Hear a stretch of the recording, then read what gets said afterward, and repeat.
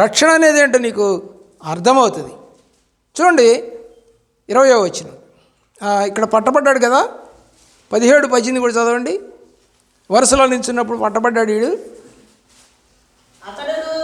అతడి ఇంటి పురుషుల వరుసను దగ్గరకు రప్పించినప్పుడు యూదా గోత్రములోని జయరాము మునిమనుడును జద్దయి మనవుడను కర్మి కుమారుడనైన ఆకాను పట్టబడెను. 12 మందిని వరుసగా చెక్ చేస్తూ పోతే, ఇందాక నేను చెప్పినట్టు 40 మంది పిల్లల్ని ఎతికితే ఒకటి చోట దొరికింది పెన్సిల్. ఆలోచన చేసావా?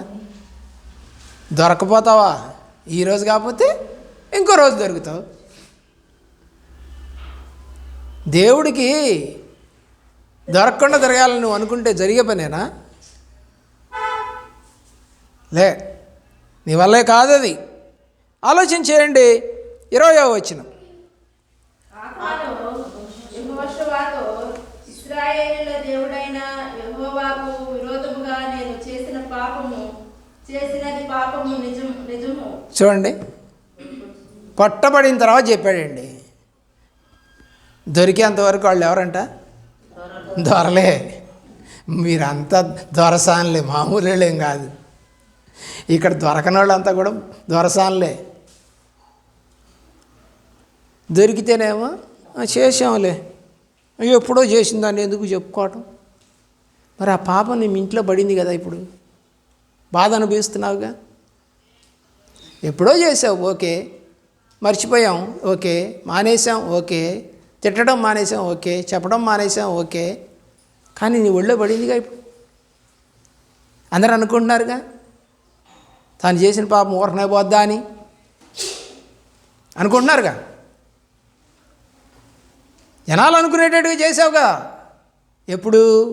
యవ్వనతనంలో నువ్వు చేసిన పాపం కొన్నాళ్ళకు బయటపడి, ఆ పాపము నీ ఒళ్ళో ఉంది ఇప్పుడు. ఆకాన్ చేసిన పాపం ఒళ్ళో పడింది. దేవుని యొక్క ప్రేమలో తిమోతికి రాసిన మొదటి పత్రిక 5వ అధ్యాయము 20-24 వచ్చిన 20-24 చదువు. తిమోతికి రాసిన మొదటి పత్రిక 5వ అధ్యాయం 20వ వచనం మరియు 24. ఇతరులు భయపడ నిమిత్తము పాపం చేయి వారిని అందరి ఎదుట గద్దింపు, విరోధం బుద్ధితోనైనను పక్షపాతంతోనైనను ఏమీ చేయక నేను చెప్పిన ఈ సంకలను గైకొనవలనని దేవుని ఎదుటను క్రీస్తు యేసు ఎదుటను ఏర్పరచబడిన దేవదూతల ఎదుటను నీకు ఆనబెట్టుచున్నాను. త్వరపడి ఎవరి మీదనైనను. చాలు 20-24 చదవమన్నా. నేను చెప్పింది అది. 20వ వచనంలో ఏమనుంది? నువ్వు చేస్తే కనుక తప్పు అందరి ఎదుట దాన్ని చెప్పమని రాసింది. 24వ వచనం చూడండి.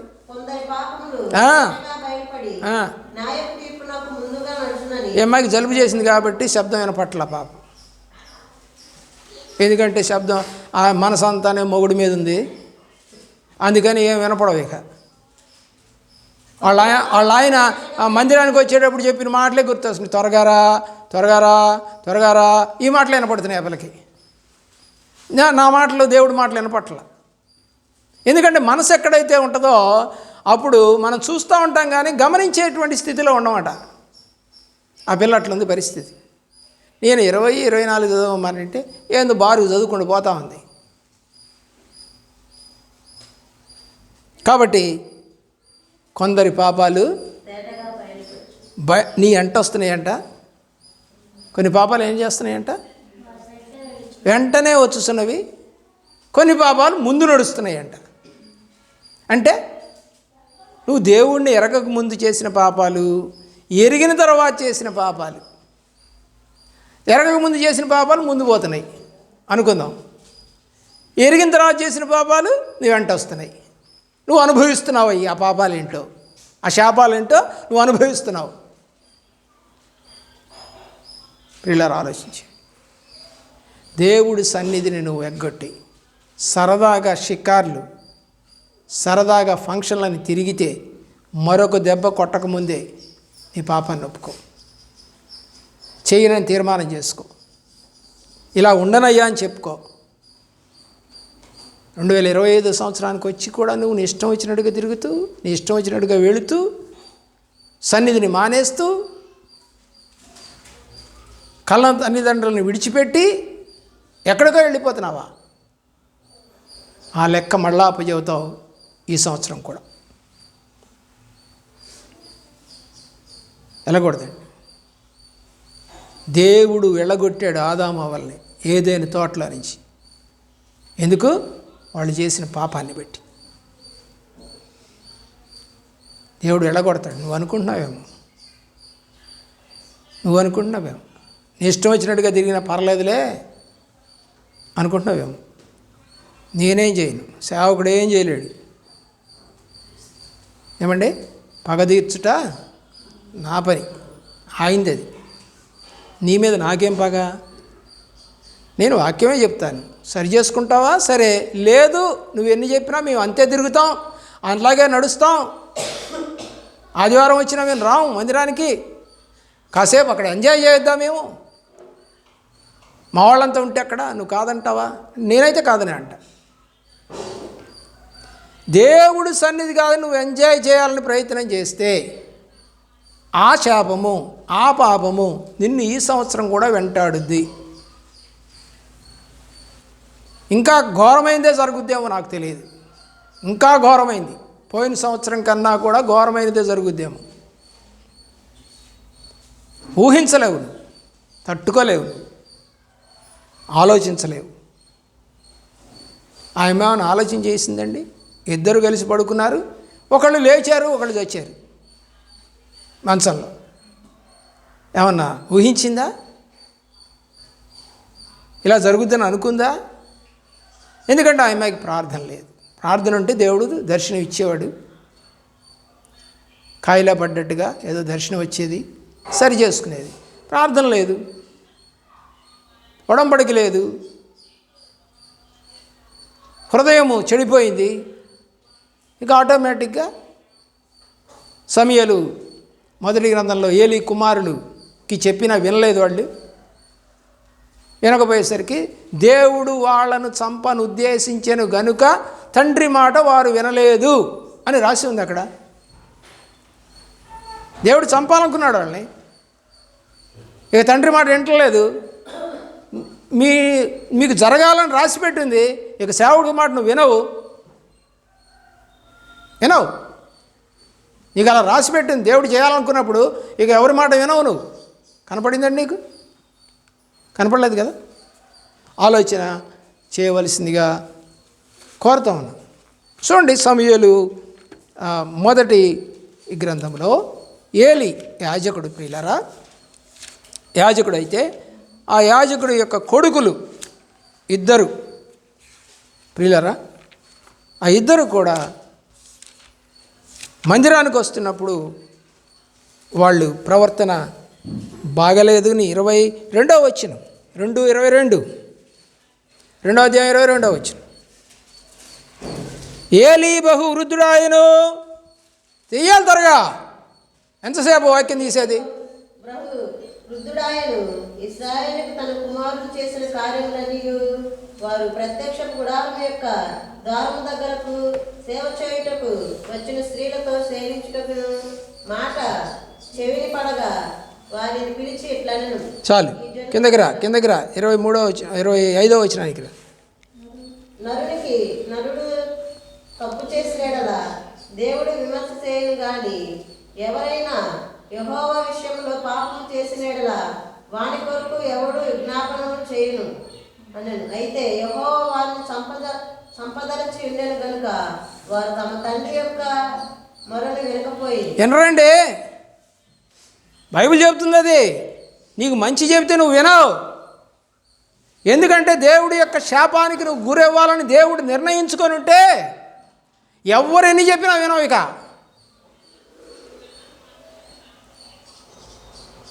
సబ్జెక్టు నీకు అర్థం కాదండి.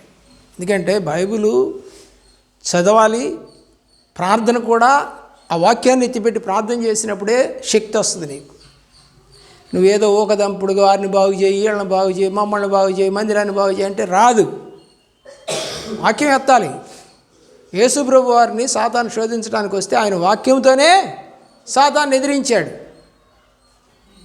మరి నువ్వు ఇక్కడ కూర్చొని ప్రార్థన చేస్తున్నావు, ఫలానా వాక్యంలో ఇలా ఉంది ప్రభువా, నా కుటుంబం ఇలా అయిపోయింది, లేదా నా బతుకు ఇలా అయిపోయింది, నా పద్ధతి ఇలాగ అయిపోయింది, నా ఆలోచన ఇలాగ అయిపోయిందని నువ్వు ఏడవకపోతే, నీ పాపాన్ని నువ్వు వాక్యం ద్వారా కడుక్కోకపోతే దేవుడు చేయాల్సింది చేసేస్తాడు.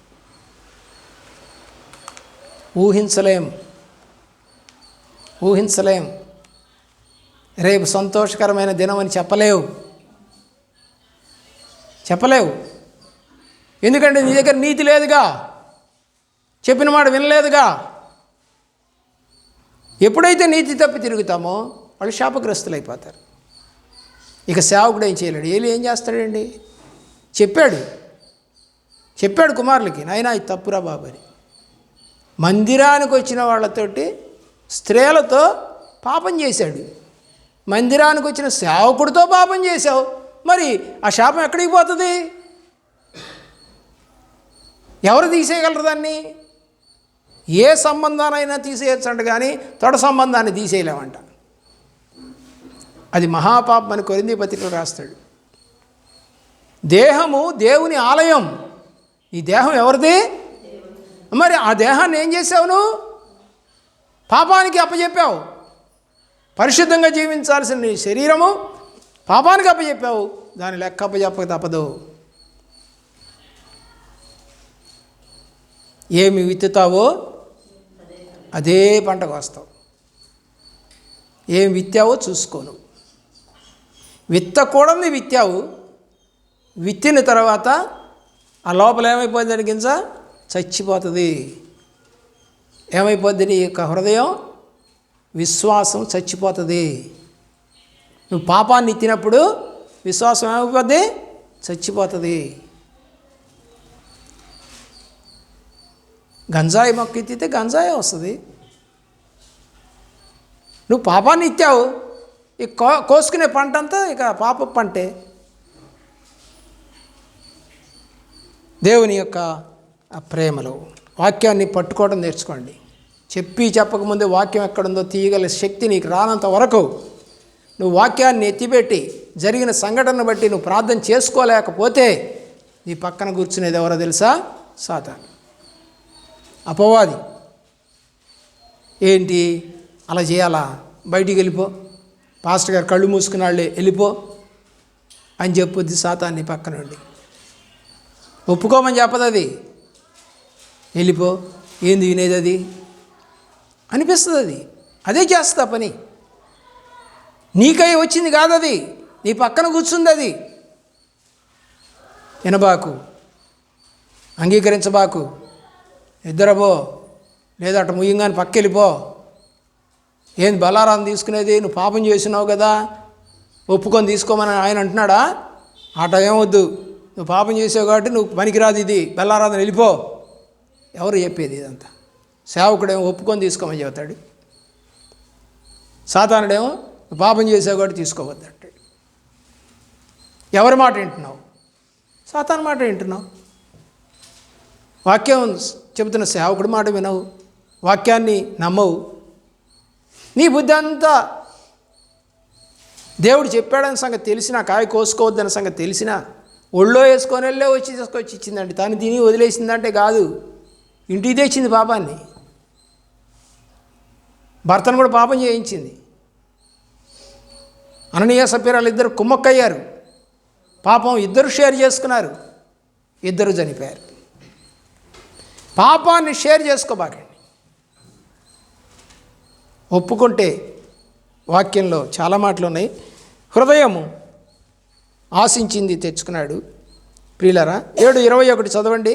తెచ్చింది ఏమేమి తెచ్చాడో రాశాడు. ఆగండి, 200 తులాలంటే, తులం అంటే ఎన్ని గ్రాములు? 10. 200 × 10 2000 అంటే 2 కేజీలు. అర్థమవుతుందండి? 2 కేజీలు ఏంటి? వెండి. 50 తులాలు అంటే 50 పదులు 500. 500 అంటే అర కేజీ. అర కేజీ బంగారం.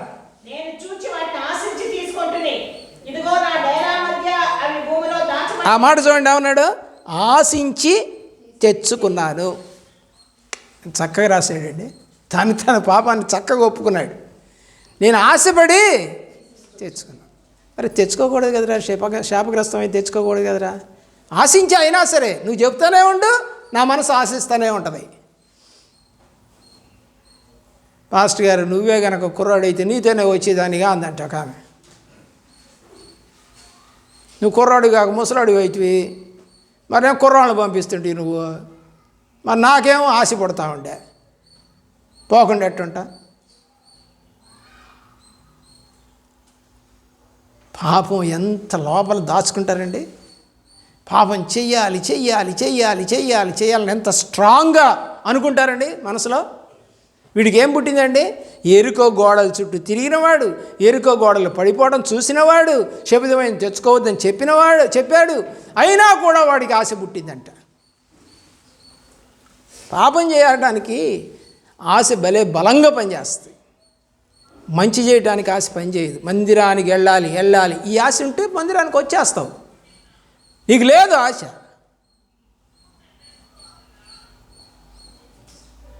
దేవుని ప్రేమించి వాడు అంటున్నాడు, నేను ఆశించి తెచ్చుకున్నా. చాలు.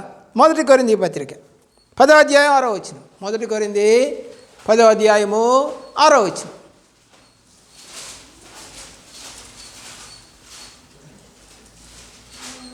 అయితే వారిలో ఎక్కువ మంది వారు ఆశించిన ప్రకారము మనము చెడ్డవాటిని ఆశించుకున్నట్లు ఈ సంగతులు మనకు దృష్టాంతం. ఎందుకు రాశారయ్యా కొరింథీ పత్రికలు అంటే, ఆకానుగాడు అలా చేసి ఆశించి తెచ్చుకున్నాడు, అలా చేయకుండా ఉండటం కోసం ఆ వాక్యాలు రాశామయ్యా అని చెబుతున్నాడు పౌలు.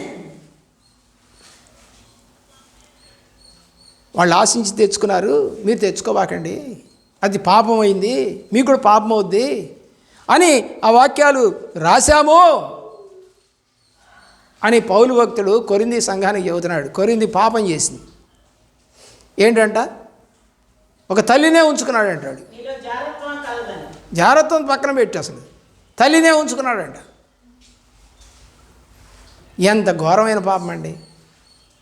అరే, శాపగ్రస్తులు అవుతారు అలా చేస్తే. అందుకని రాసావురా మాటలన్నీ, చదవండిరా, బాగుపడండిరా, మార్చుకోండిరా, కొత్త మనసు తెచ్చుకోండిరా 2025లో అన్నా అంటే నువ్వు ఎన్ని చెప్పు. మాకు ఆశ ఉంది, లోకాశ ఉంది, మేము ఎట్ట మారుతాం? వాళ్ళ నాన్న చెప్పిన మాట వినలా, దేవుడు చెప్పిన మాట వినలా, నువ్వు చెబితే వింటావా? మీలో ఒకడు తన తండ్రి భార్యను ఉంచుకున్నాడు. అట్టి జాగ్రత్త అన్యజనుల. తండ్రి భార్య అంటే ఎవరో? తల్లి కాదా? ఎంత ఘోరమైన పాపం, ఎంత ఘోరమైన. ఈ మధ్య ఎక్కడో మహారాష్ట్రలో ఎక్కడో కూతుర్ని పెళ్లి చేసుకున్నాడు, ఇన్స్టాగ్రామ్లో వచ్చినాయి. ఇంకొక అమ్మాయి అన్నను పెళ్లి చేసుకుంది. డైరెక్ట్గా చెప్తున్నారు, ఆ అమ్మాయి గర్భవతి కూడా అట. చెల్లి, నేను 4 months మా అన్నయ్య ద్వారా నేను గర్భం ధరించాను, మీ ఇద్దరం పెళ్లి చేసుకున్నాం అని చెప్తాను. అట్టేటి చేసుకుంటారమ్మా అని అడుగుతున్నాడు వాడు. కూతురునాడు పెళ్లి చేసుకున్నావా అంటున్నాడు వాడు. కూతురు అంటుంది, మా నాన్న నాకు ఇష్టమైంది కాబట్టి నేను చేసుకున్నానంట ఆ పిల్ల. ఈ కొరింథీ పత్రికలో గుర్తొచ్చింది నాకు. ఏమని? ఒకడు తన తల్లినే ఉంచుకున్నాడట. ఓహో, ఇది ఎప్పుడో రాశారు, ఇదేం కొత్త కాదు. ఇప్పుడు మనకి 2000 సంవత్సరాల క్రితమే ఈ మాట రాసింది. ఏమండి, తామారు గురించి ఆ యొక్క అమ్నోనుతో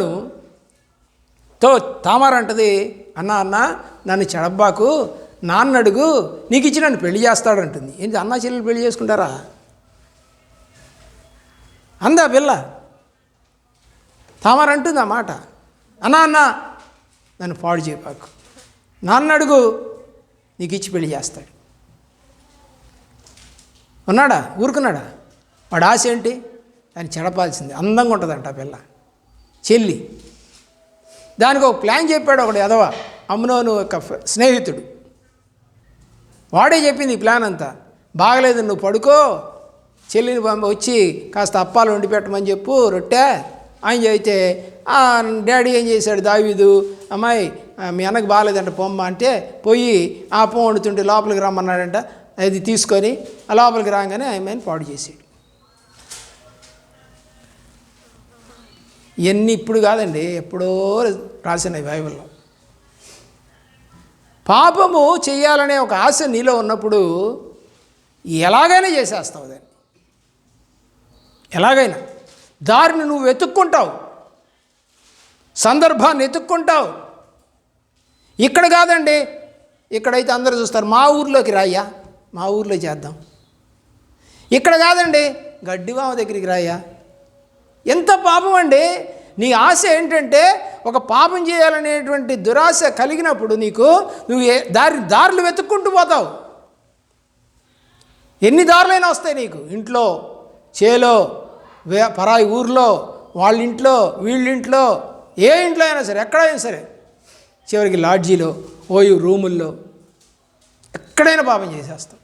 ఎందుకంటే ఆశ బలంగా ఉంది నీకు, ఆ తలంపు నీకు బలంగా ఉంది.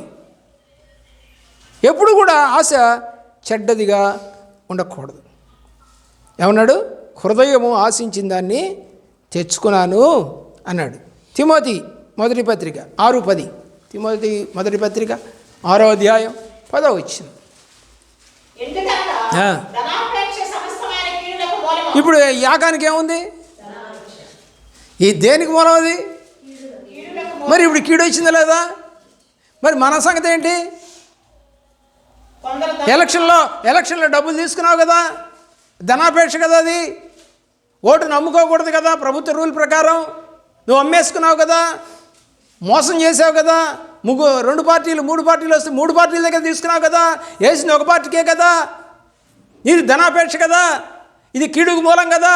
నీ కుటుంబంలో కీడు వస్తే, నేను ధనాపేక్షను ఆశించాను కాబట్టి, మొన్న జూన్ మాసంలో మే మాసంలో ఇలా జరిగింది కాబట్టి నాకు ఈ కీడు వచ్చిందని ఏమన్నా ప్రార్థన చేసావా? చేయవుగా. కీడు నీకు తెలిసినా చేయవు, ధనాపేక్ష సమస్త కీడులని తెలిసినా చేయవు.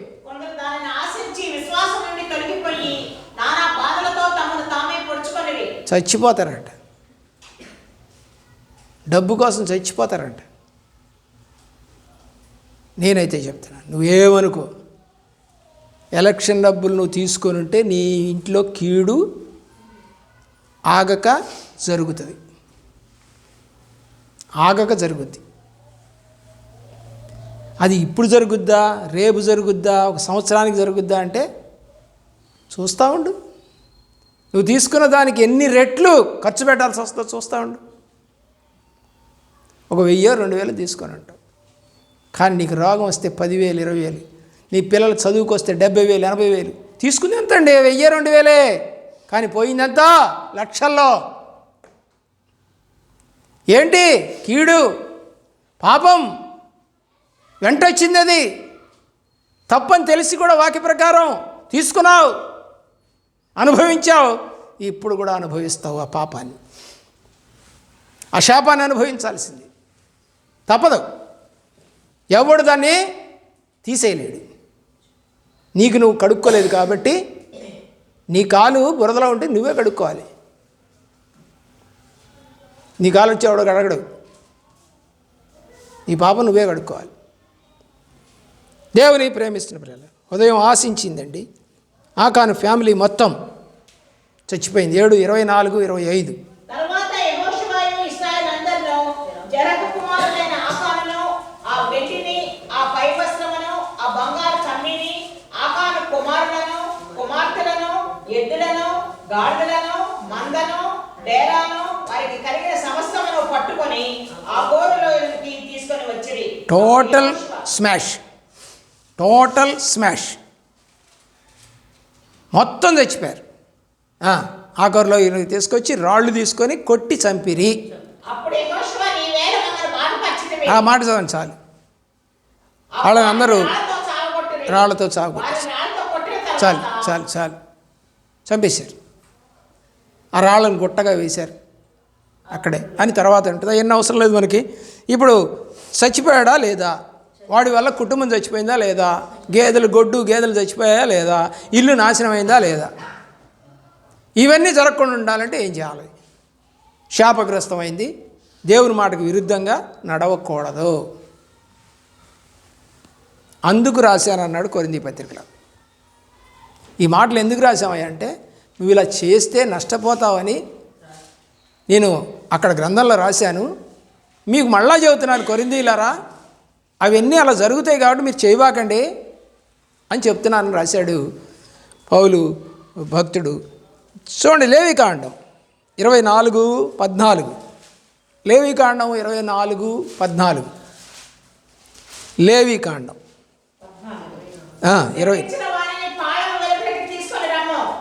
వారి శాపవస్త్రములను వినిన వారందరూ అతని తల మీద తమ చేతులు ఉంచిన తర్వాత సర్వ సమాజము రాళ్లతో వారిని చావగొట్టవలెను. ఇది బైబిల్లో ధర్మశాస్త్రంలో రాసింది కాబట్టి ఆ ధర్మశాస్త్రం ప్రకారం వీళ్ళని పాలెం వెలుపలికి తీసుకెళ్ళి రాళ్ళు తీసుకొని కొట్టి చంపేశారు.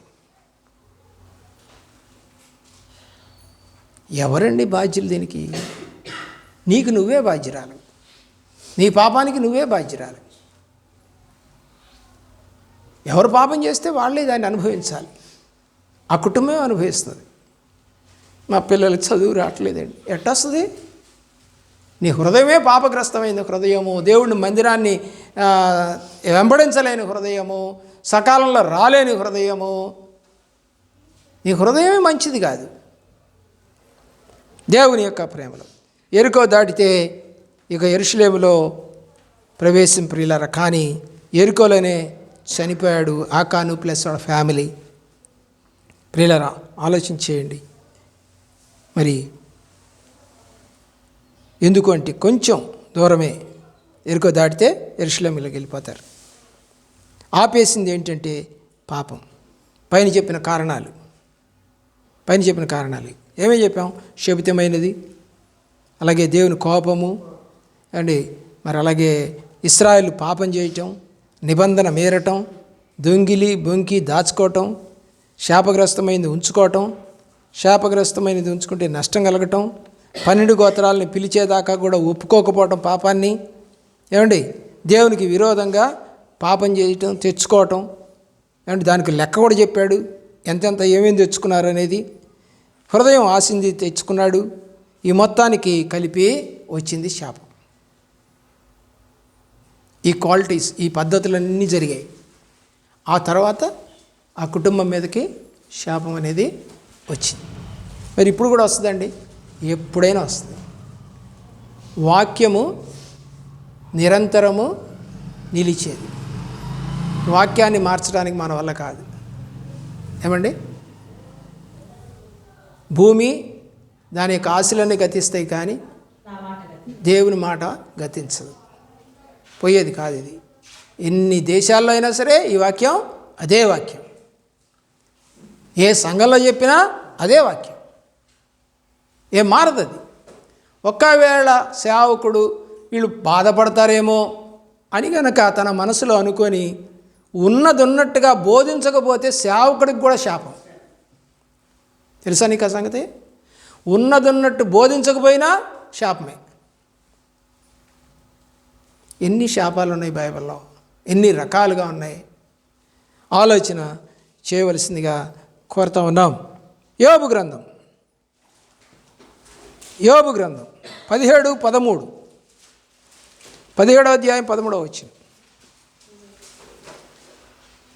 ఆశ ఏదైనా నాకుండిన ఎడల పాతాళము నాకు ఇల్లు అన్న ఆశయే. ఏంటండి, ఒకవేళ నువ్వు పాపం చేసే ఆశ నీకు అనుకుంటే నీ ఇల్లు ఎక్కడ? ఇప్పుడు పాతాళమే. నువ్వు అనుకున్నా పరలోకం పోతాను, జరిగే పని కాదని చెబుతున్నా.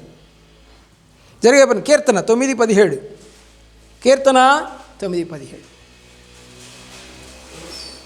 కీర్తన 9వ అధ్యాయం 17వ వచనం. దేవుని మరచి జనులందరిలో పాతాళమునకు దిగిపోదు. ఎవరు పోతారు?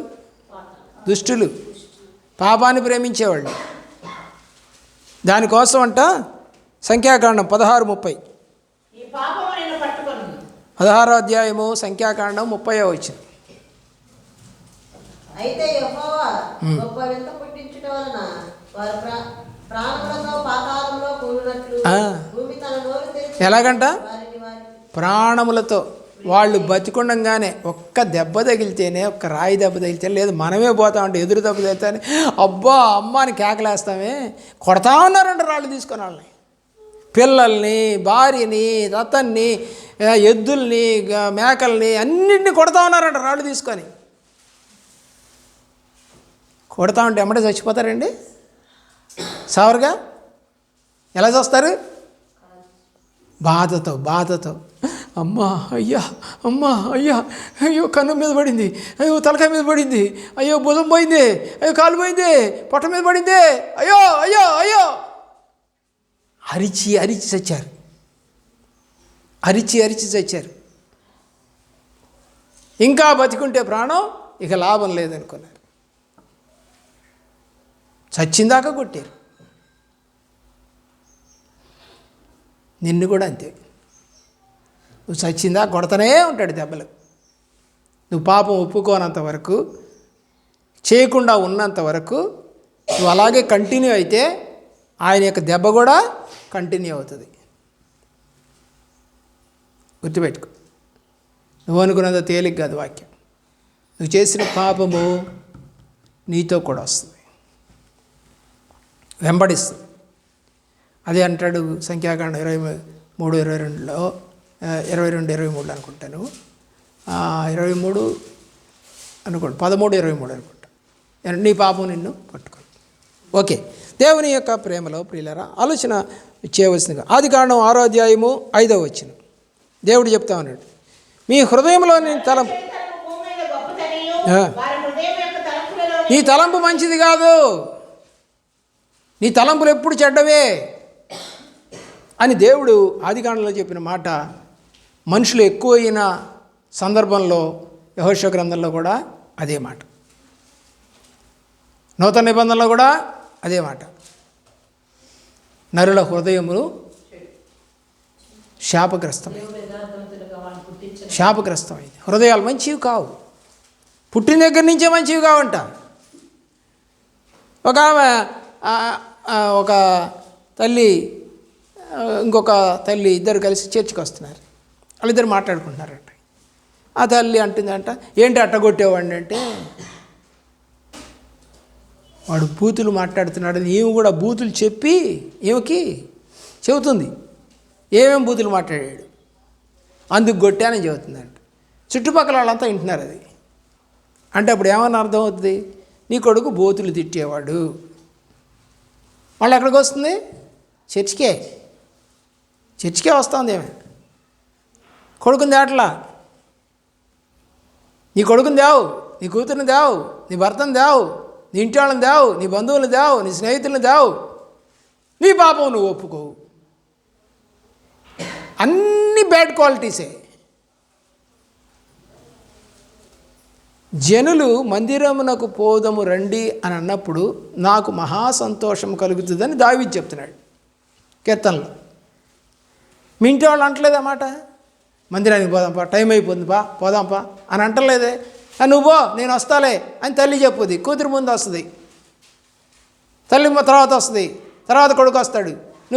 నువ్వు అంటుంటారు. కలిసి వద్దామని అనరు, కలిసి వెళ్దామనరు. నువ్వు ఎక్కడి నుంచి వస్తుందండి? ఎక్కడి నుంచి వస్తుంది? ఇర్మియా గ్రంథం 17:9 హృదయము బహు ఘోరమైనది, అది ఎంతో వ్యాధి కలిగింది. 17:9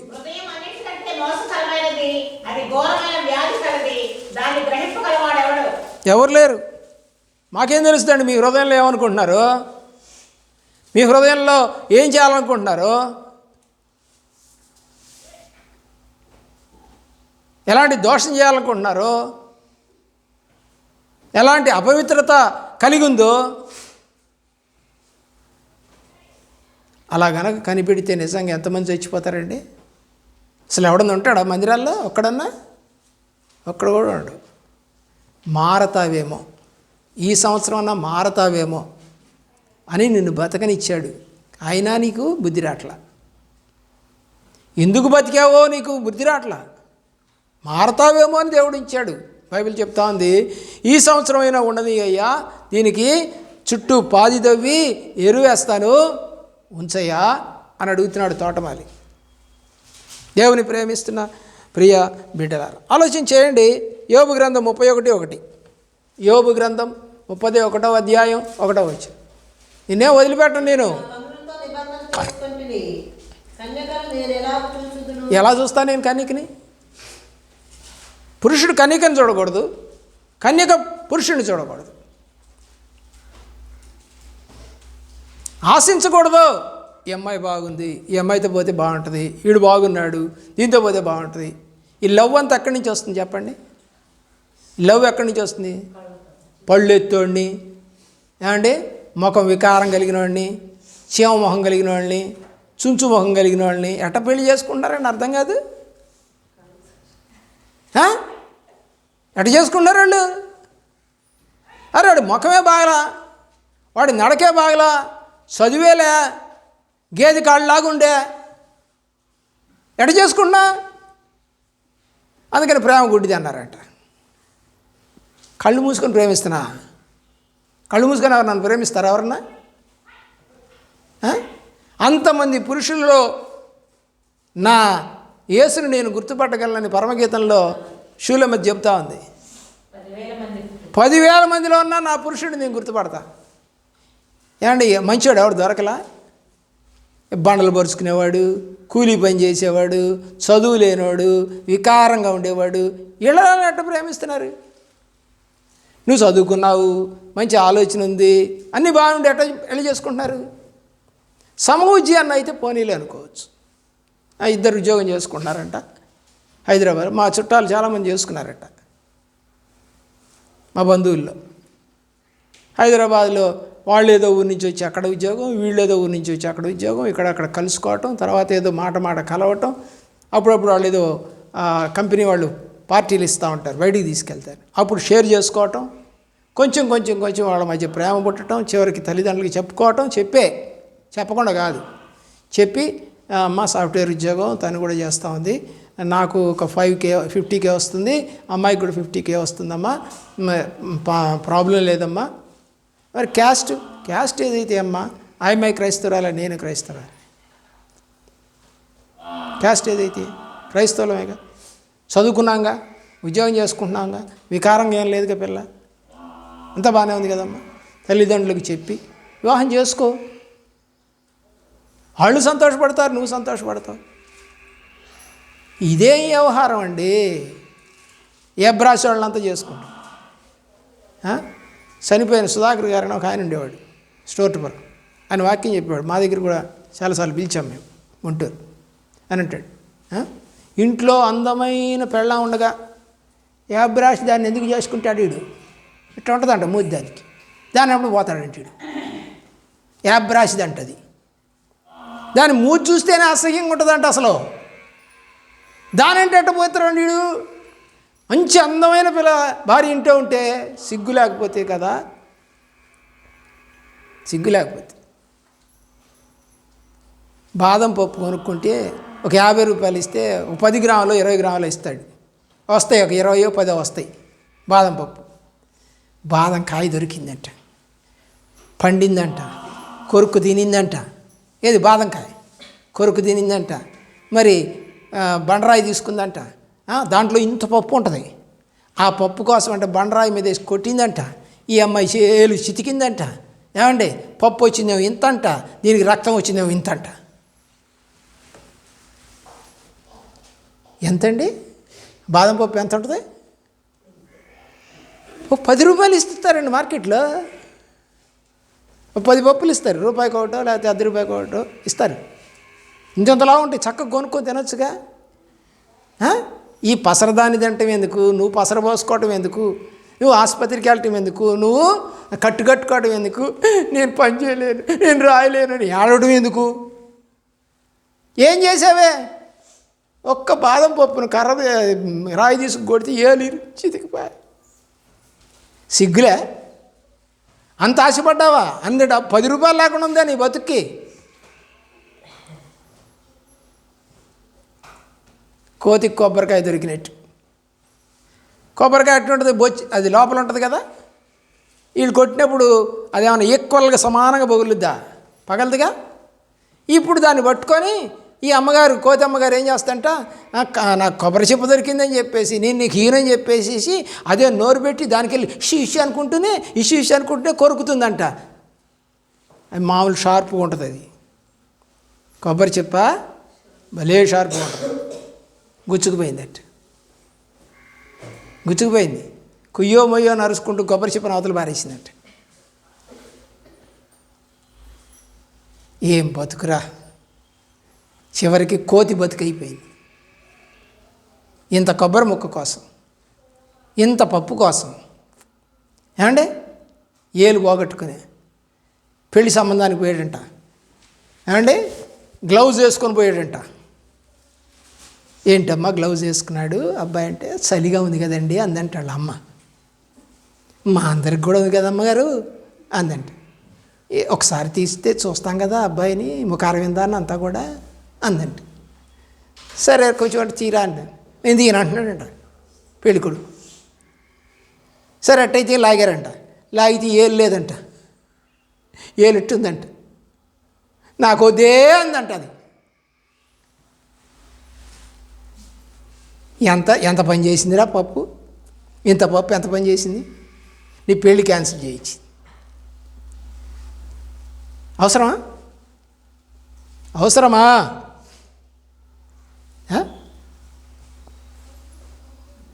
పిల్లలకి భలే అలవాటు పల్లెటూరులో.